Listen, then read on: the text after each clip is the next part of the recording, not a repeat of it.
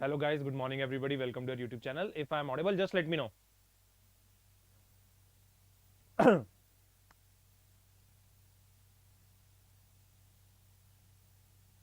हाँ जी.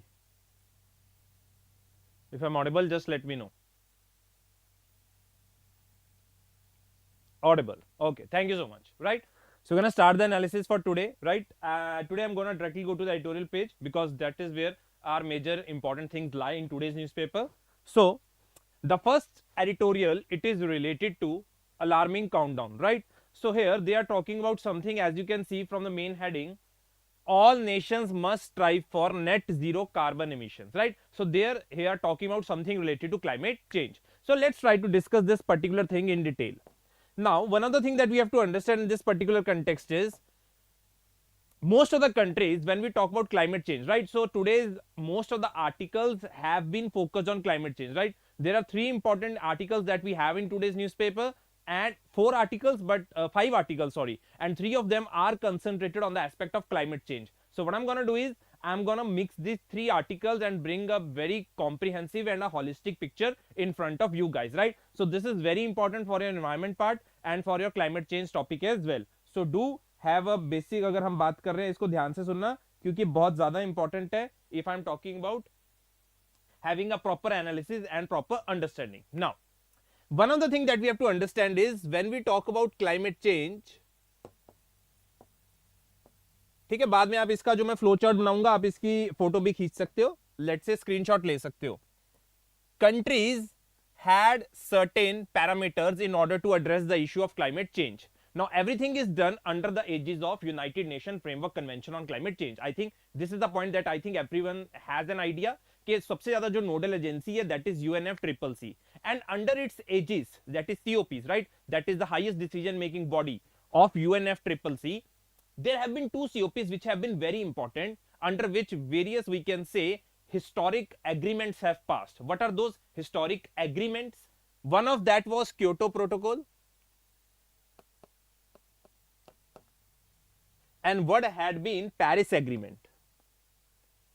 Now when I talk about Paris Agreement, this is the agreement which is right now currently that is being enforced और इसको implement किया जा रहा है. Now Paris Agreement was basically introduced in the year 2015 and it is being implemented from 2021. Very important, right? तो ये 2 चीजें तो बड़ी इंपॉर्टेंट है जो हमें जाननी चाहिए. ये पेरिस एग्रीमेंट को कब आया था और ये इंप्लीमेंट कब से हो रहा है? 2021 से. Now what are the things that, or what are the various let's say what are the main objective of Paris Agreement? Let's try to understand, right? So I'm writing the objective of Paris Agreement, that is to limit the temperature increase to 2 degrees Celsius or 1.5 degrees Celsius as compared to pre-industrial levels. Now this was the main aspect that was discussed in climate change in relation to Paris Agreement, right? ये सबसे एक पहली important चीज थी. दूसरी जो important चीज थी that was discussed as Paris Agreement, that was developed countries, I am writing developed countries by DC, would be mobilizing $100 billion per year, very important, from 2021 to 2025 for finance towards developing countries, so that developing countries can also, let's say, make certain efforts that they can be able to, अगर हम बात कर रहे हैं, वो भी अपने climate जो goals हैं उनको पूरा कर सकते हैं. Because under Paris Agreement, developed as well as developing countries had given certain targets that were INDCs that they were going to fulfill. Now one of the main thing that we have to understand in context of Paris Agreement is her country ने बोला था कि हम अपने targets को achieve करेंगे और उनको टारगेट्स को भी उन्होंने खुद ही सेटअप किया था. And those targets are basically known as pledges और INDCs, that is intended nationally determined contributions. So these are the contributions that have been set aside by the respective countries in order to combat climate change plus to meet the goals of Paris Agreement, that is to limit the temperature increase to 2 degree or 1.5 degree as compared to pre-industrial levels. Now one of the first article that we saw right now is discussing on this particular aspect of reaching the Paris Agreement, which is limiting the temperature increase to 2 degree or 1.5 degree Celsius. Now when we talk about COPs, right, it happens during the month of November to December, and basically on the heels of the conference of parties, there is an annual report that basically comes, which is a report of United Nations, and it is related to United Nation emission gap report. Very important. Now this is very important. जो हमारे ये आज का जो main मुद्दा है, ये paper में डायरेक्ट प्रीलिम्स का क्वेश्चन भी बन जाता है. यूनाइटेड नेशन एमिशन गैप की रिपोर्ट है the broken record. Very important. The name of the report is broken record. You can see in the editorial as well. Now it has highlighted that the pledges that countries have made in order to meet the Paris Agreement is not enough to limit the temperature increase to 2 degree or 1.5 degree by the close of the 21st century. जिस rate पे कर रहे हैं carbon emissions को कम, जिस rate पे इन्होंने अपने टारगेट सेटअप किए हैं, these are not enough and would not be able us to achieve the Paris Agreement. One of the most important thing that has been highlighted in this particular United Nations emissions gap report, that is the broken record, right? They are saying कि जिस rate पे हम चल रहे हैं उस rate पे हम ये टारगेट को अचीव नहीं कर सकते हैं. One of the most important thing. So what we need to do? We need to cut the greenhouse gas emissions according to this report, that is cut the greenhouse gas emissions by 28% and by 40% by 2030. Very important. हमें इस space के ऊपर क्या करना पड़ेगा, green house gas emissions को कम करना पड़ेगा, तभी जाके हम क्या कर सकते हैं, we are able to achieve the Paris agreement. So this is a very very we can say futuristic step that has been set by United Nation Framework Convention on Climate Change and under United Nation Emission Gap Report, that is the broken record. ये साफ साफ बोल दिया गया है कि countries को अपने टारगेट्स को इंक्रीज करना पड़ेगा. They have to understand that they need to do something extra if they want to achieve this Paris Agreement, and that is why they are saying कि हमें फोकस करना चाहिए रिन्यूएबल एनर्जी के ऊपर. We need to focus on, let's say, biofuels. We need to focus on net zero carbon emissions, right? India has also set up a target under Panchamrit or under its INDCs that they want to, let's say, have a net zero emission target by 2070. But the rate at which the climate change is happening, the rate at which the temperature is increasing, and the pledges that have been made by the respective countries, whether it is India or whether they are the developed countries, they are not enough in order to meet the Paris Agreement. Because what we are saying is we will reach the net zero emissions by 2070, but that is too delayed an option that is there in front of us. But India का भी इसके ऊपर अलग stand है. India ने अपनी long term लो emission development strategy ले forward की है, that why they have pushed towards this particular aspect, that why they are saying that they would be able to achieve net zero emissions by 2070, because India has a major dependency on coal. It has a 70% dependency on coal. Plus, the second most important issue that comes within Paris Agreement is, if you are looking for developing countries or the small countries to scale up their emissions, to scale up their targets in order to achieve Paris Agreement, then there needs to be a flow of what finance from developed countries towards the developing countries. Now, this is the second major issue that has been picked in one of the editorial today, which is related to the report of OECD. That is an organization, जब हम बात करते हैं rich countries की, जो कह रही है कि जो डेवलप्ड कंट्रीज हैं उन्होंने अपना टारगेट पूरा नहीं किया है. Now, what is this whole scope? Let's try to understand, right? I think this point is clear to everybody. Now, I'm talking about this particular article that has come up, that is the OECD report on climate finance, right? Now, one of the things that we have to understand in this particular context is OECD is saying that developed countries will not be able to. Now, this is one of the most important topic when we talk about OECD and climate finance, right? Now, climate finance is one of the hotspot topics when we talk about climate change. That developed countries will not be able to meet the $100 billion target that they had promised that they would be able to achieve by 2023. Now, let's consider the background of this whole climate finance that is related to raising of $100 billion. Now, there are a lot of, we can say, यहाँ पे बहुत ना गोलमाल है, right? बहुत झोल है, वो झोल को समझते हैं, बड़ा मजा आएगा. Now, one of the things you have to understand is developed countries under Paris Agreement had said that from 2021 they would be mobilizing $100 billion of climate finance. Now, When we talk about climate finance, it can come in two options. Those two options are adaptation and mitigation. Very important. Now I will tell you the difference. When I talk about mitigation, the funding that has to come from $100 billion would be mostly in the form of loans, and when I talk about adaptation measures, it would be in the form of grants. ठीक है. अब ये चीज है जो climate finance के अंदर बोली गई थी, but developed countries had said कि ना we will not be able to mobilize by 2021 $100 billion, we will not be able to mobilize $100 billion by 2022. What we will be able to do, we will be able to mobilize $100 billion by 2023. These were the promises that they had made in respective COP26 that happened in Glasgow, COP27 that happened in Sharm el Sheikh. Now the accountability has come in this COP20 at Dubai, where OECD has explicitly stated that they will not be able to meet the target that they had said that they would be able to do that by 2023, that is raising of $100 billion. Now मान लो चलो ये target पूरा भी नहीं हुआ, let's say this target has not been achieved.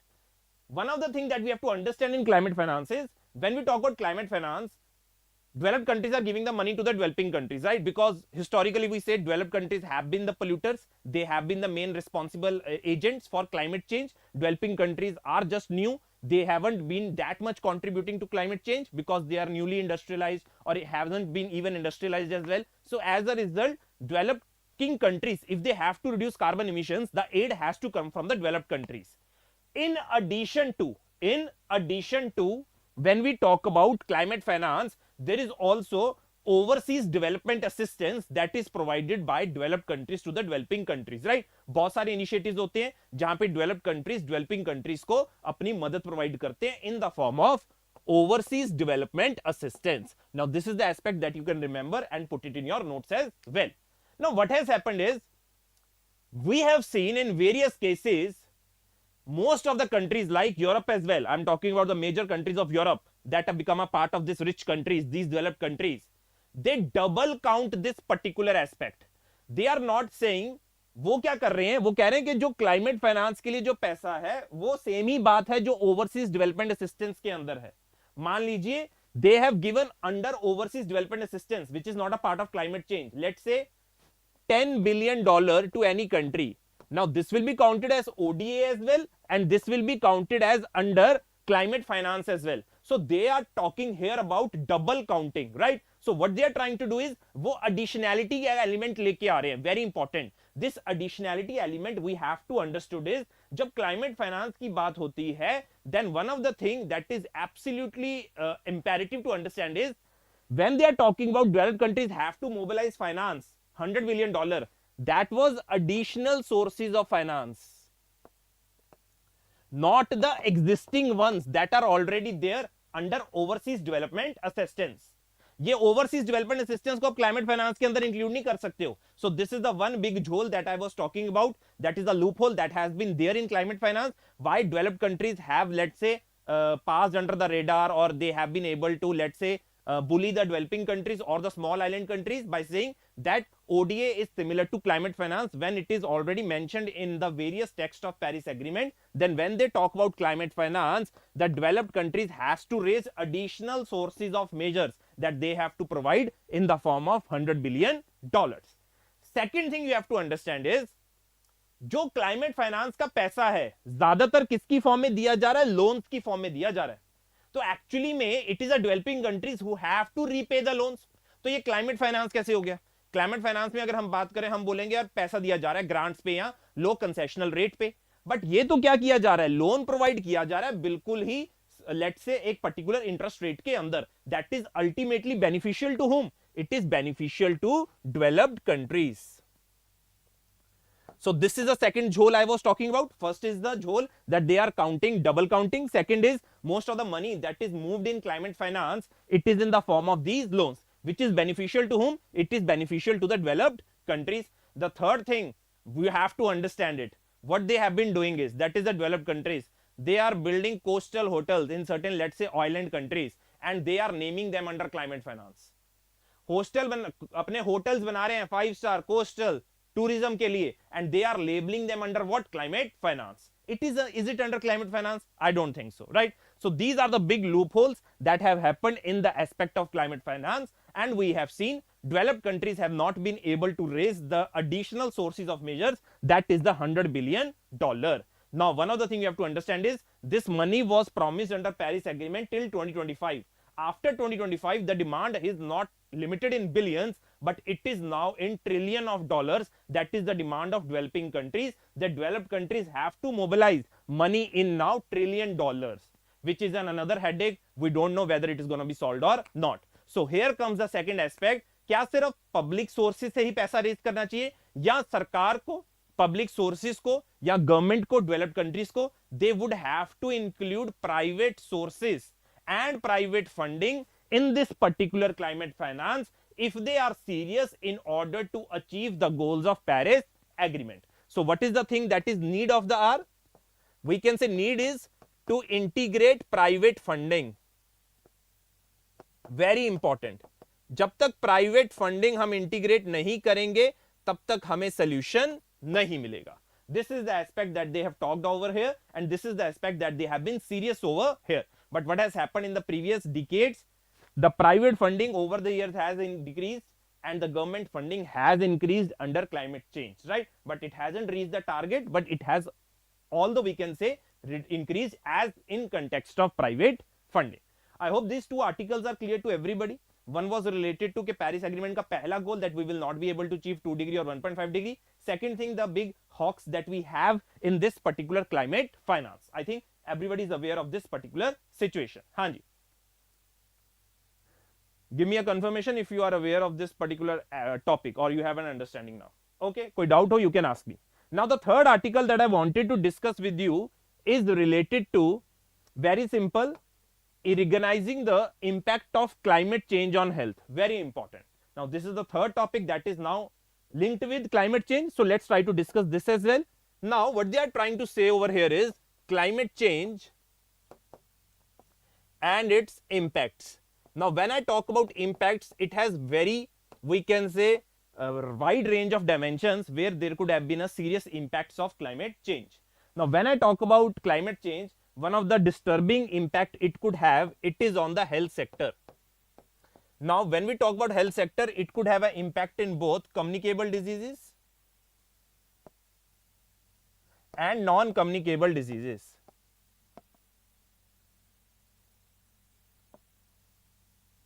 When we talk about communicable diseases such as flu, we can say certain waterborne diseases that can transmit from one person to another. I think everybody is aware of the situation when there is a climate change, might be certain after floods, what we had witnessed in Pakistan as well, कि पाकिस्तान में 2021 में floods आते हैं, उसके बाद बहुत सारी waterborne diseases होती हैं, that were communicable diseases, right? So communicable diseases can increase and it could have a greater impact on the health as we can say waterborne diseases increase.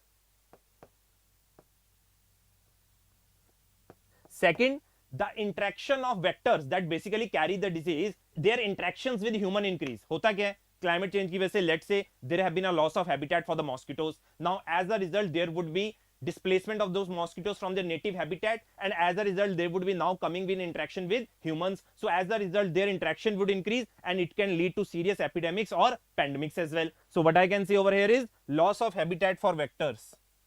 It also is an important factor that can contribute to or has a greater impact on the communicable diseases, right? So these are the two aspects I think everybody is able to understand. Now when I talk about non-communicable disease, what could be the diseases that could be arising from climate change? I think सबको पता है जब climate change होएगा तो heat बढ़ेगी.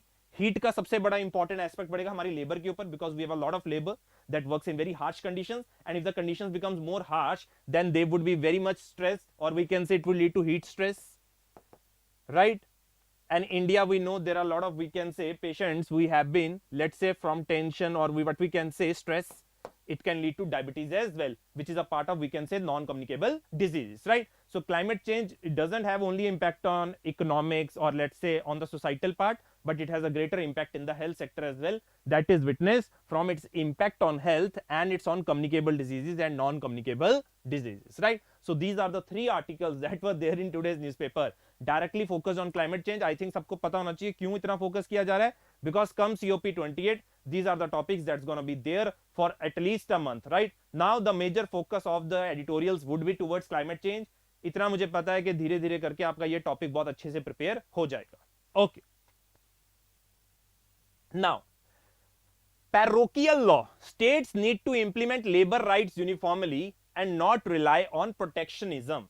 Now, one of the things you have to understand in this context is that I have already discussed in my previous sessions was Haryana government had passed a law where they had clearly said that they would be in the private sector, employees had or employers have to give 70% of the jobs, local jobs, to the local people in the pay salary that is lower than 30,000. Earlier it was 50,000 and after that they degraded it to 30,000.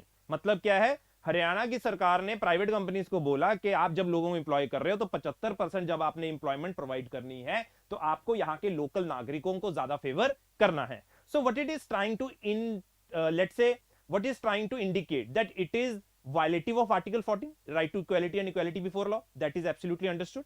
It is violative of article 19 as well, because when you are putting certain restriction that you can't employ people from outside, then it will lead to a restriction on the movement of the people as well.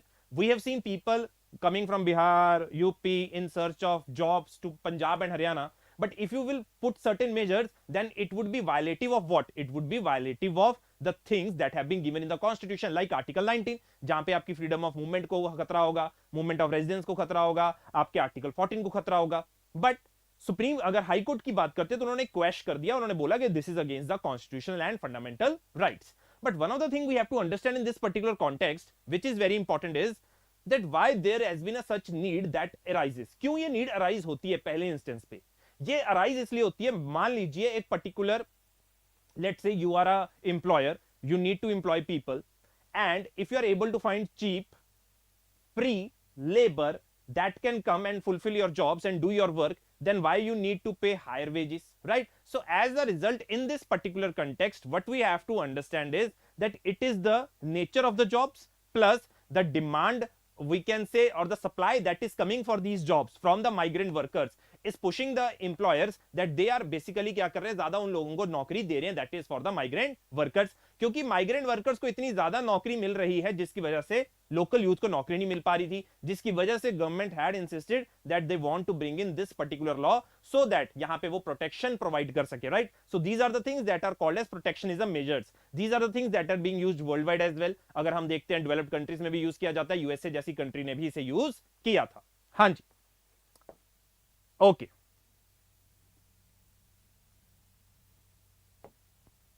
India Japan converge in Southeast Asia. Now this is a very interesting article, बड़ा सी simple है, मेरे ख्याल से आप लोगों को पता ही होगा. फिलीपींस की अगर हम बात करते हैं, let's say we talk about Philippines. Now Philippines has come more closer to Japan and India. I will tell you how. Japan उसका ओवरसीज डेवलपमेंट असिस्टेंस का काफी इंपॉर्टेंट मेंबर बन चुका है. इंडिया से वो ब्रह्मोस मिसाइल लेने वाले हैं, हेलीकॉप्टर्स ले रहे हैं, एक्सटर्नल अफेयर्स की मीटिंग हो रही है, right? Then we have been investing, अगर हम बात कर रहे हैं दोनों साइड में म्यूचुअल रिलेशंस बढ़ रहे हैं, हमारी maritime domain awareness initiatives pass हो रहे हैं, जिसकी वजह से if we talk about Philippines, now it has moved more closer to India and Japan, right? So this is the thing that has been discussed over here. Okay, I think that's it guys. This is it for today. यहां पे और कुछ आज important नहीं था. I hope you were able to understand today's newspaper, right?